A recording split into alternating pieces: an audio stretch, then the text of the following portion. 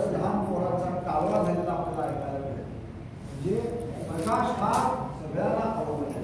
एवढंच काय, जर दिवा लावला तर त्या दिवा झेप घेणारा पतंग नावाचा किडा असतो, तो सुद्धा त्या दिव्याकडे आकर्षित होतो. लक्षात ठेवा. जर रोपटं सुद्धा आपल्याला विज्ञानात दाखवलंय की रोपटं जर खिडकीच्या आत लावलं, जर आपण एखादी वनस्पती लावली तर बरोबर ते सूर्यप्रकाशाकडे काय करते, बाहेर खिडकीच्या बाहेर येते आणि त्या प्रकाशाकडे आपला प्रवास करते. त्यामुळं प्रत्येकाला प्रकाश आवडतो. प्रकाश हा ज्ञानाचा पाहिजे. प्रकाश हा आपल्या अंधकार नष्ट करणारा असावा आणि असा चांगला प्रकाश आता या दिवाळीच्या निमित्ताने येत आहे. तेव्हा सर्व आपल्या या ठिकाणी असलेल्या आणि आज उपस्थित नसलेल्या सुद्धा सर्व भाविकांना येणारी दिवाळी ही सुखाची, समृद्धीची, आनंदाची जावी. आता त्याने माझं नाव घेतलं कारण मला त्यांनी सकाळी सांगितलं की 20 तारीख ही रिकामी आहे आणि कोणी नाही या सार्वजनिक आम्ही आरती करू इच्छितोय. आमची इच्छा आहे की तुम्ही वरची आरती घ्यावी. नुसती आरती घेण्यात काय अर्थ नाही आहे. आपण ज्या ठिकाणी पूजा करतो, ज्या ठिकाणी सेवा करतो, त्याचाही काहीतरी देणं लागतो.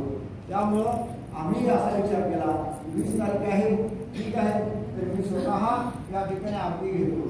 जेव्हा नसतं कोणी तेव्हा असतात कुलकर्णी. लक्षात ठेवा.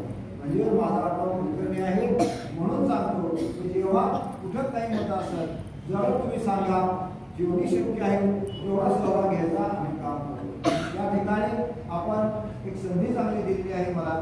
त्यासाठी माझी सुद्धा सगळ्यांना आग्रहाची विनंती आहे की सगळ्यांनी त्या दिवशी नरक चतुर्थी आहे, सकाळी नरकासुराचा वध होणार आहे. त्यामुळं संध्याकाळी काही कार्यक्रम नाही. मात्र जी लक्ष्मी पूजन आहे ते मात्र दुसऱ्या दिवशी आहे. अमावस्या दिवशी म्हणजे 21 तारखेला लक्ष्मी पूजन आहे. त्यामुळे आदल्या दिवशी कोणताही कार्यक्रम नाही आहे. त्यामुळं तुम्ही सगळं थोडंसं काम 10 मिनिटं बाजूला ठेवा आणि दिवाळीला सुरुवात होण्यापूर्वी त्या सोमवारी आपण वठारेश्वराचं दर्शन करायला या.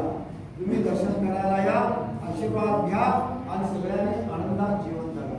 सगळ्यांना पुन्हा एकदा शुभेच्छा देतो आणि पुन्हा सगळ्यांना निमंत्रण पुढच्या सोमवारी या.